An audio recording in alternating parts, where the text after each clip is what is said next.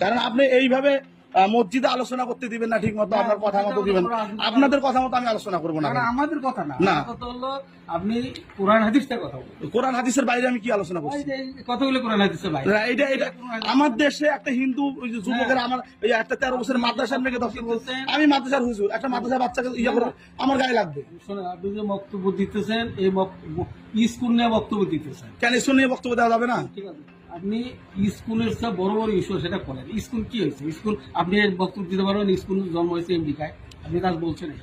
আচ্ছা আমেরিকায়, পারবেন? হ্যাঁ বলতে পারবেন? তথ্য দেখাইতে পারবেন? তো অবশ্যই অবশ্যই আপনি উইকিপিডিয়ায় সার্চ দেন তাদের জন্ম কোথায়। শুনে, আমি উইকিপিডিয়া সার্চ দিয়ে জন্ম আপনি দেখাইতে পারবেন?